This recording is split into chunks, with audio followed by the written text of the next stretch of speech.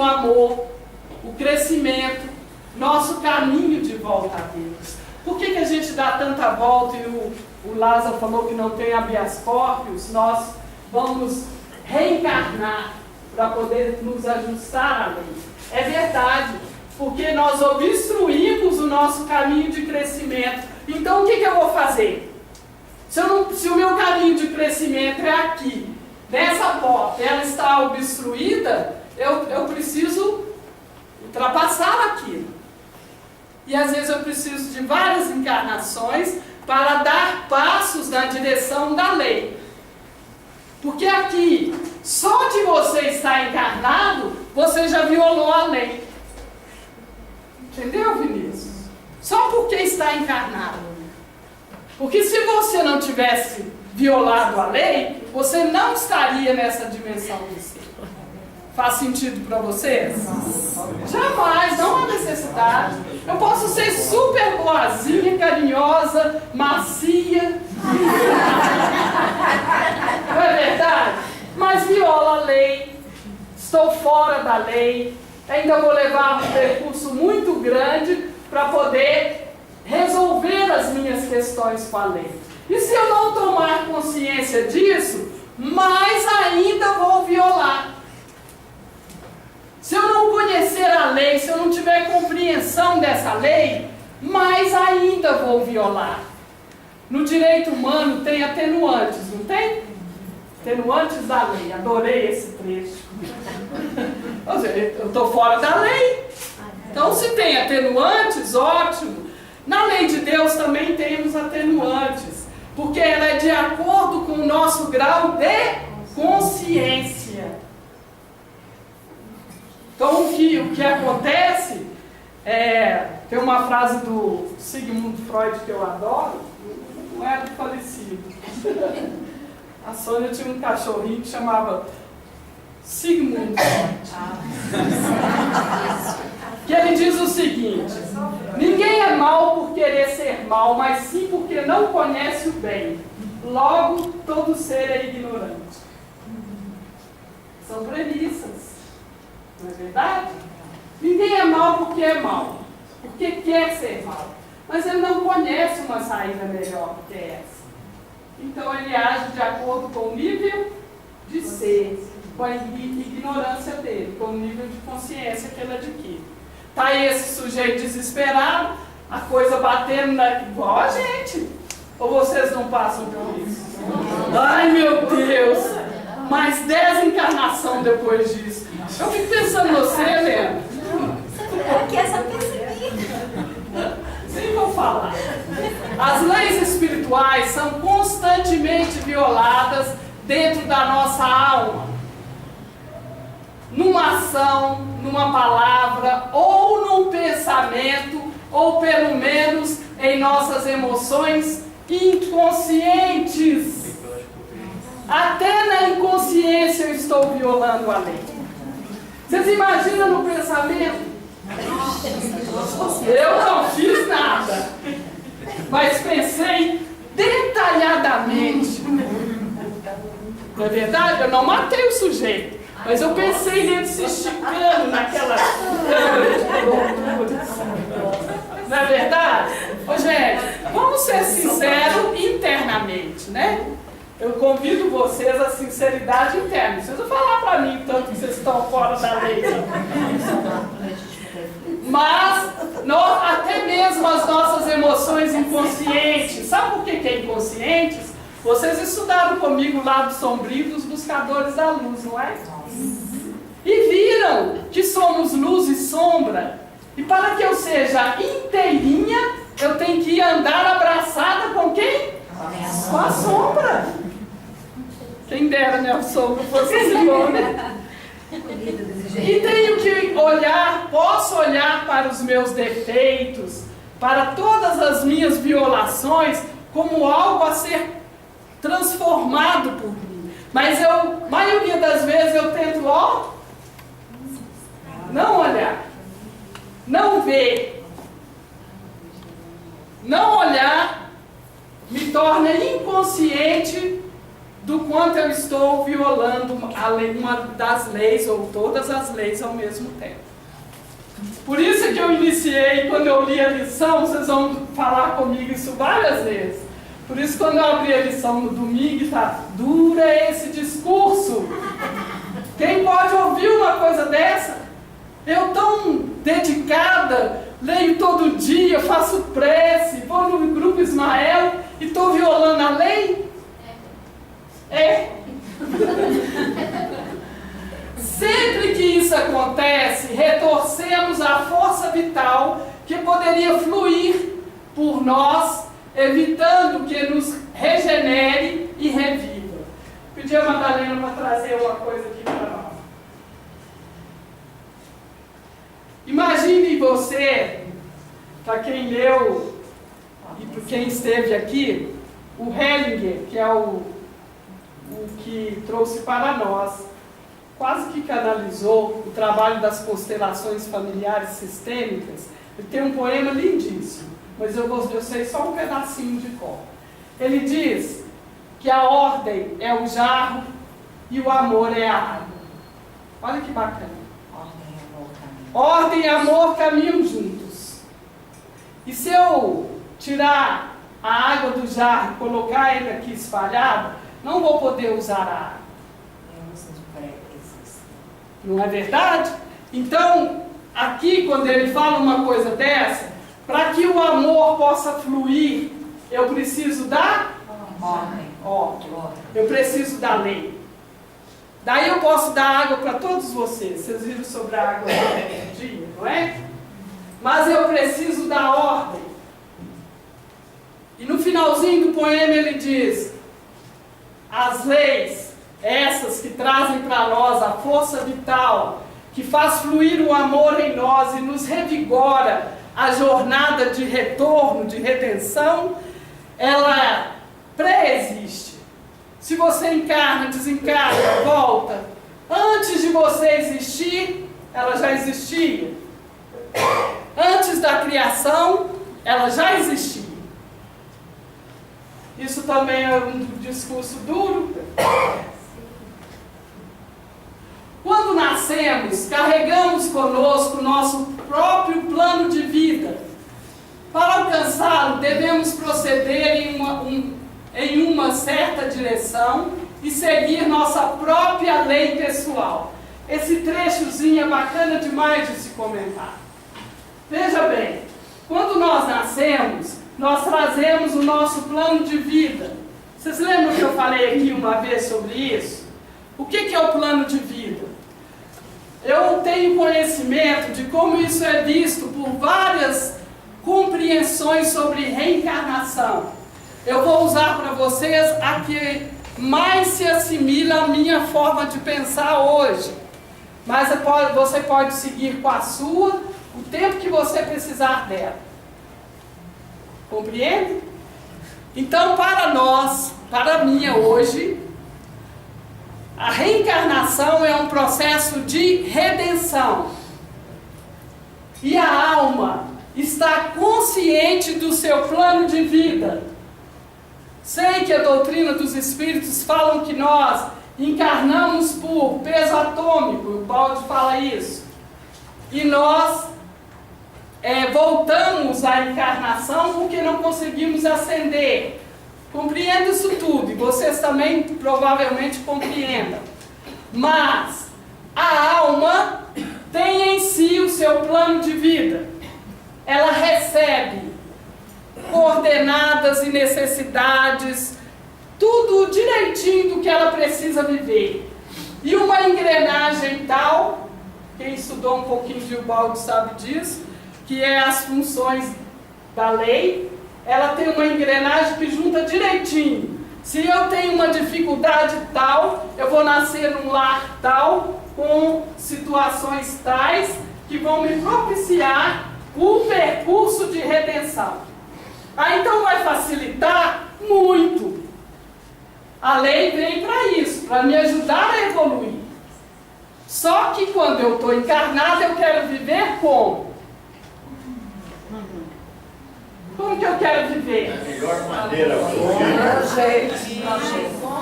E eu esqueço que eu estou a serviço de minha evolução. Eu estou aqui encarnada para trabalhar pela minha evolução. Ah, mas o Vinícius, meu filho, não posso deixar ele passar por isso. E eu dedico a minha vida a melhorar a vida dele. Isso é kármico. Esqueceu da sua. No seu plano de vida tem o seu percurso. E também você pode desviar do seu plano de vida. Mas você o recebe. Então chega, vamos imaginar. Recebo eu meu plano de vida. Desencarnei, segundo a compreensão que estou trazendo para vocês. Desencarnei, estou lá, olha, Lena, é agora que você vai rever seu plano. Aí, Lena, você lembra? Você fez esse plano, testemunhas e tal. O que aconteceu? Ah, o seu relatório chegou também. Está aqui, ó. Então, isso que você veio fazer, você fez mais ou menos isso e tal. Ah, é mesmo, ficou faltando um tanto de coisa. Então, vem cá, vamos fazer um outro plano de vida para você. Agora você entra na consciência em refazimento e daqui a pouco encarna novamente, já com o seu plano de vida gravado na sua consciência. Entender isso? Esse é um percurso real para nós. Porque estamos trabalhando com um nível de consciência. Se eu já posso aprender coisas a nível intelectual, a minha alma aprendeu mais coisas do que eu imagino. Então, logo aqui, eu posso alcançar. Para alcançá-lo, devemos proceder numa certa direção e seguir a lei pessoal. Eu achei super bacana quando ele fala da lei pessoal. Porque eu recebo uma coisa para fazer e vou fazê-la de acordo com a minha capacidade. Eu posso fazer melhor do que aquilo que está proposto para mim e também posso fazer pior, não posso? Quando todos vocês tiveram atividades profissionais, chegou o chefe e mandou, é assim. Você falou, assim, o chefe está caduco, já tem tanta coisa nova sobre isso, eu vou mostrar para ele como é que eu aprendi. E mostra lá e fez melhor do que ele recebeu aquela instrução. Não dá certo? Aí vem o outro. Depende do chefe. Depende do chefe. Se for um chefe que não está na condição humana e não quer competição, quer evolução, ele vai aceitar. Então o nosso chefe, hierarquicamente, aceita o nosso progresso. Humanamente é que não, né? Porque a gente viola as leis tudo. Não é verdade? Compreenderam até aí? Então eu recebo isso e eu desenvolvo uma lei pessoal. Ô, gente, a maioria de vocês aqui receberam orientações espirituais aqui do Grupo Ismael, não é verdade? Quantos de vocês cumpriram a orientação, tal qual ela foi escrita? Tal qual Não é? Eu tenho. A minha primeira orientação espiritual surgiu para mim em 91, no Grupo Vitor. Isso tem quanto tempo? Ela é válida até hoje. Ela está amarelinha. De vez em quando eu puxo ela lá e falo, meu Deus, eu ainda não cumpri. Sério? Tem algumas propostas espirituais que eu ainda não alcancei de forma satisfatória para esta encarnação. Reconhecendo que nessa encarnação eu tenho os meus limites. Por isso tem uma lei pessoal.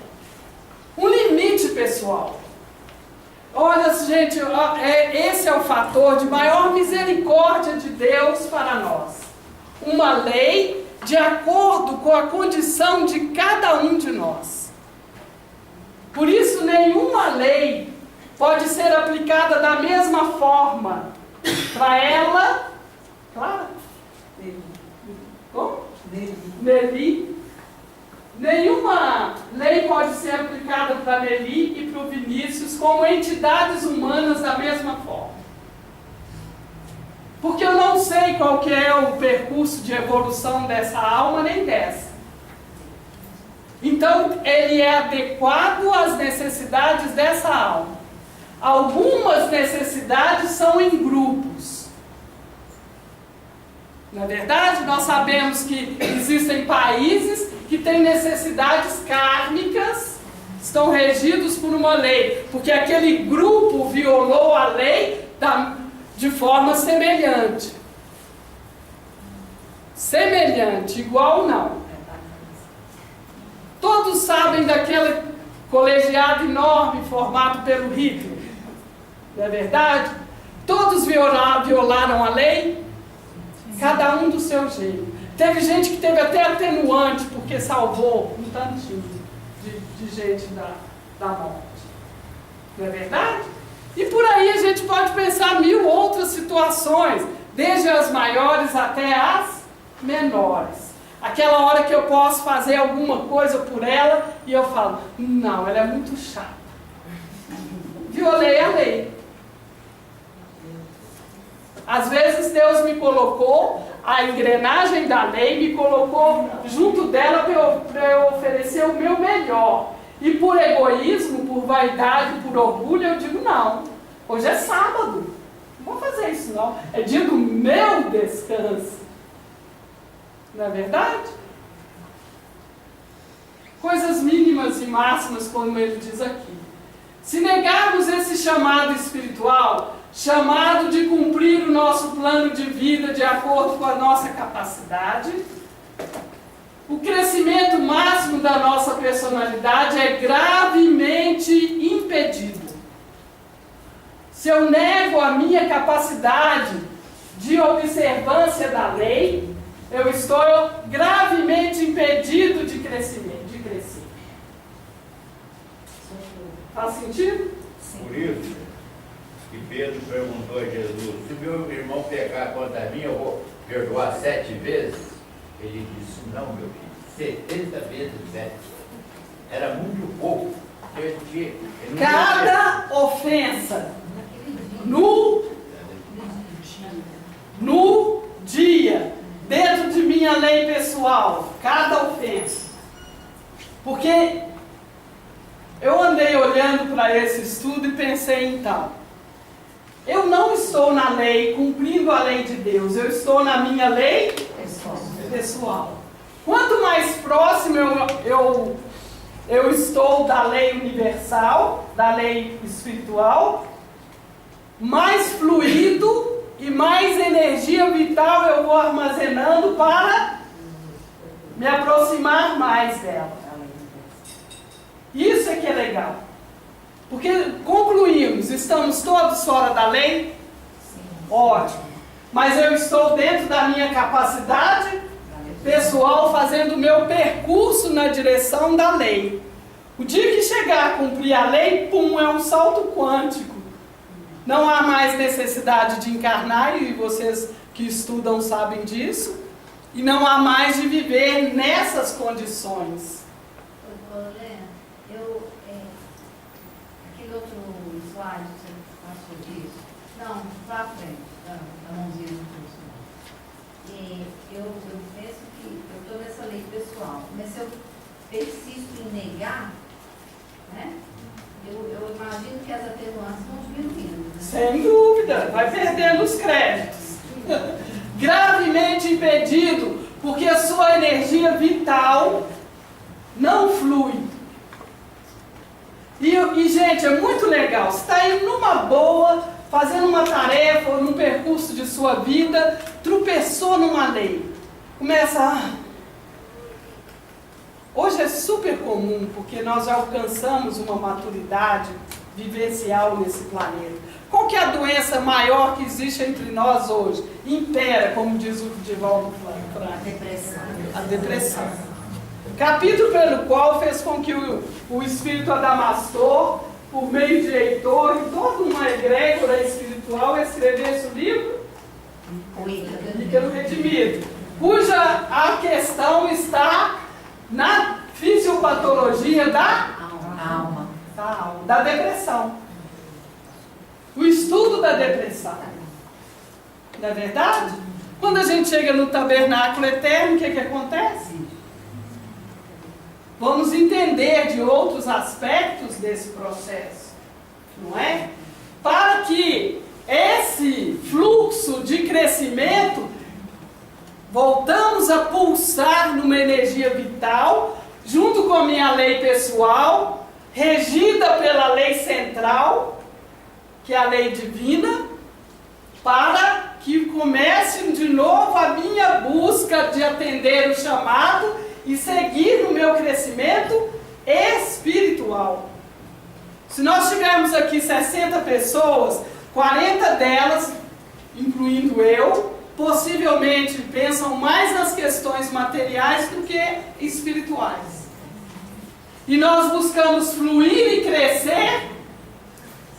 Naquela lição, quando ele falou que a capacidade intelectual não basta, não ajuda, que o discurso é para ser ouvido pelo coração. Nós investimos muito em nosso crescimento intelectual. Aqui não tem nenhum cabeçudo. Ó, está preparando a água. Não é verdade? Nenhum cabeçudo aqui.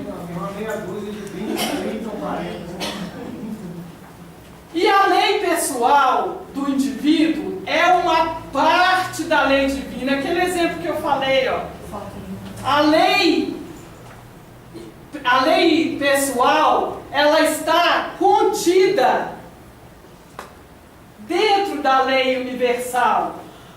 Porque é tudo da lei universal que eu consigo expressar.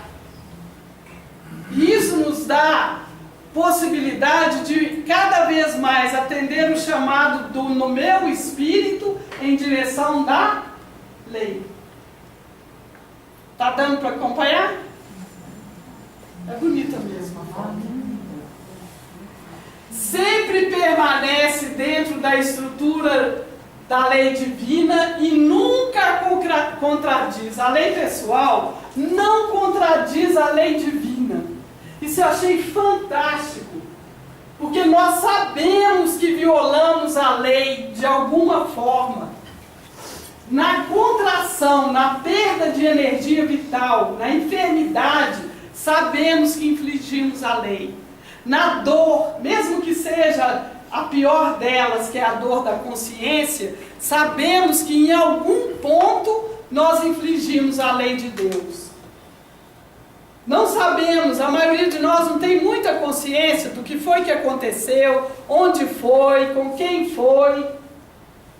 É necessário uma investigação muito pessoal para encontrarmos esse viés da lei que eu atropelei, para que eu venha depois e faça diferente, dê uma resposta revista e atualizada para a mesma questão que vai aparecer para mim ali adiante. Faz sentido para vocês? Ainda porque cada filho de Deus é diferente no desenvolvimento, no caráter, nas qualidades e nas fraquezas. Cada um precisa de algo diferente para cada dia e frequentemente, cada período de uma mesma vida. Algo diferente. Olha a misericórdia. Se eu estou passando por uma necessidade muito grande para manter a encarnação, eu estou vivendo um período da minha vida de necessidades diferentes para mim. Às vezes não dá para seguir o chamado. Não é verdade? Às vezes eu tenho que parar um pouco, igualzinho uma faculdade. Eu estou trabalhando para me formar, mas acometida de algumas dificuldades, porque elas vêm, eu não consigo completar o curso. Às vezes precisa parar. Na nossa vida, às vezes é preciso que algo nos aconteça. Eu costumo dizer aqui, ou nós paramos, ou a lei para a gente. E faz você refletir. Você adoece. Parou de fluir sua energia vital. Pode saber que você está na contração da lei. em algum ponto vital você infringiu a lei. E para voltar ao fluxo, você vai ter que corrigir o percurso. É da lei. Helena, posso fazer uma pergunta? Pode, se eu souber responder. Não, sobre exatamente sobre isso aí. Hoje nós estamos aqui, tem várias pessoas que não vieram, frequentam aqui e que não estão aqui hoje. Não é refletido sobre ele. Que não havia necessidade deles de ouvir esse ensinamento de hoje. O que você está dizendo ali, um precisa de algo diferente para cada vida. Isso. E, frequentemente, cada período de uma mesma vida. Quer dizer, não era eles, porque nós aqui estamos dentro desse contexto. Eu acredito que todos nós que frequentamos o Grupo Ismael estamos dentro desse contexto desde o princípio. De maneira semelhante. De maneira semelhante, exatamente. De maneira semelhante. E os que não vieram hoje é porque não havia necessidade disso. Eles têm uma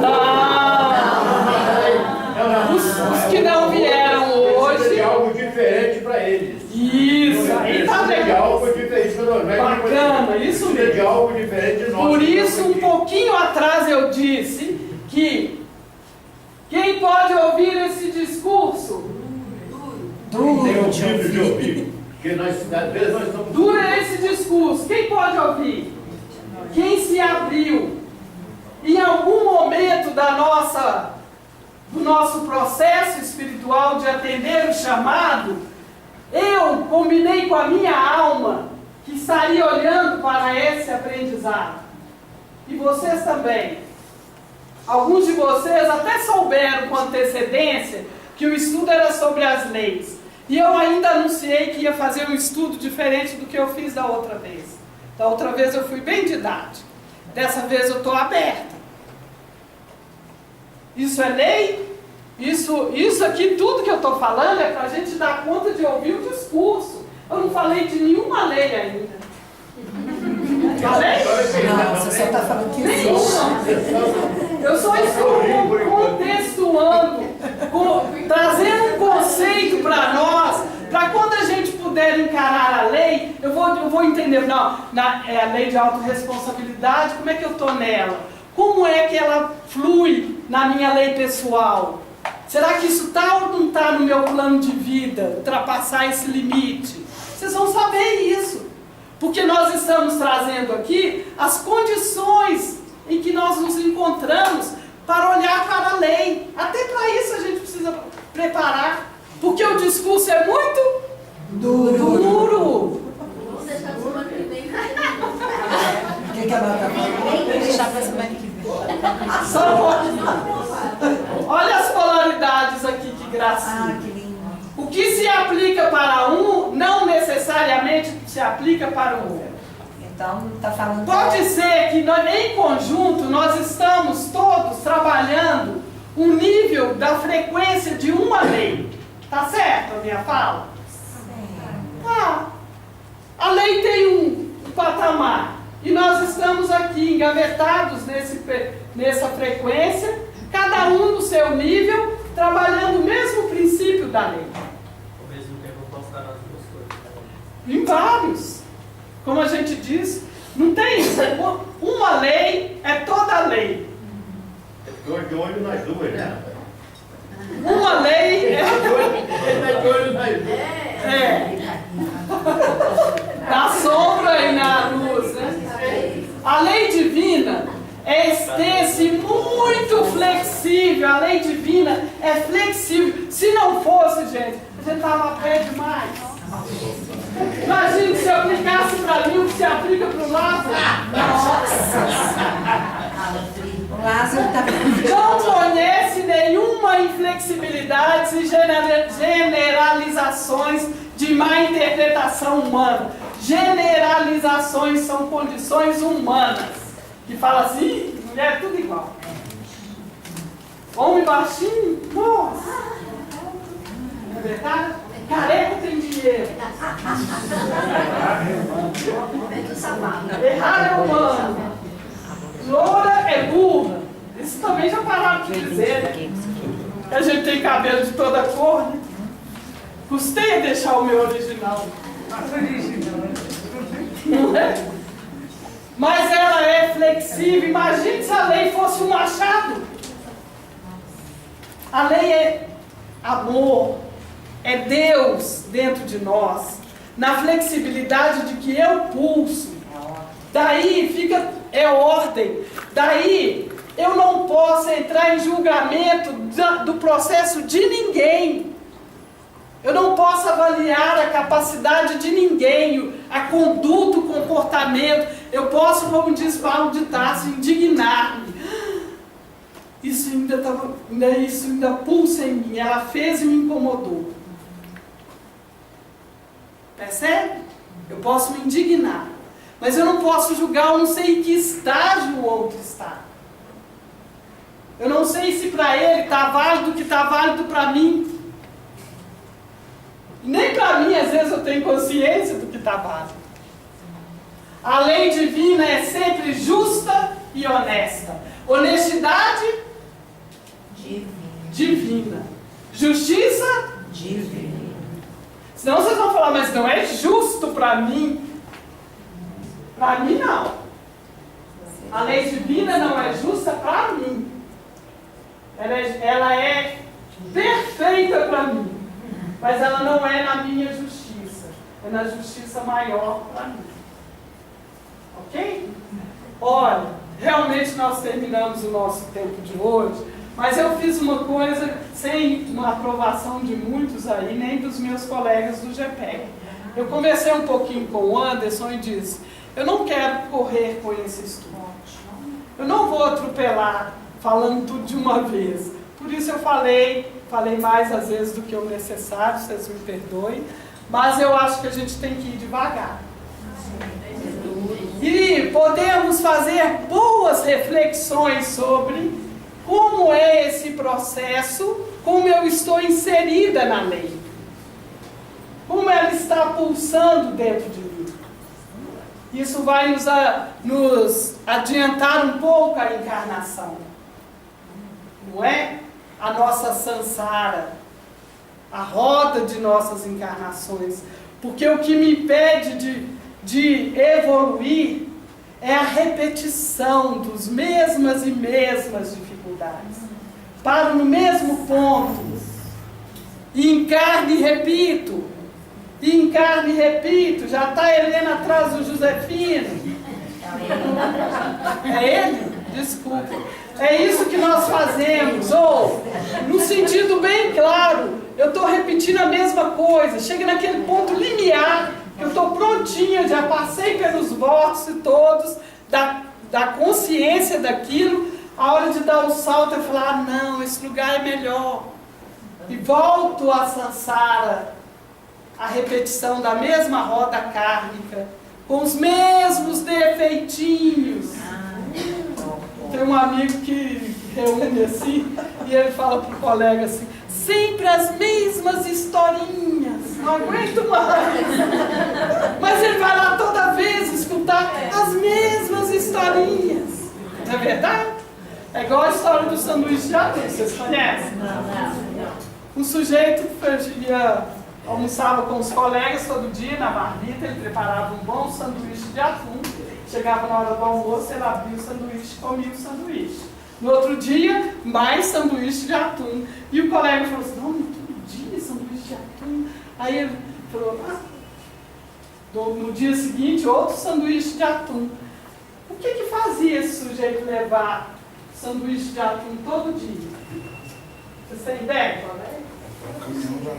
O que faz vocês trocarem o sanduíche para outra coisa?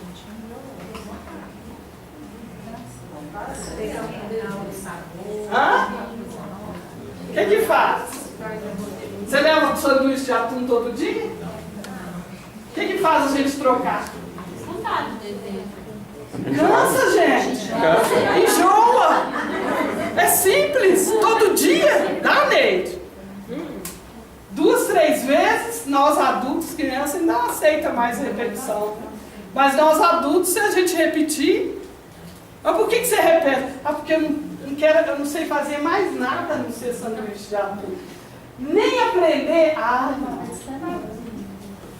Então nós ficamos igualzinho o sujeito do sanduíche de atum. Não quer aprender nada, não quer esforço, dedicação para poder desenvolver algo novo na sua consciência, vai repetir o sanduíche de atum. Vocês não vão esquecer, né? Nunca mais. Eu vou parar aqui, então. Tá bom? E a gente segue semana que vem.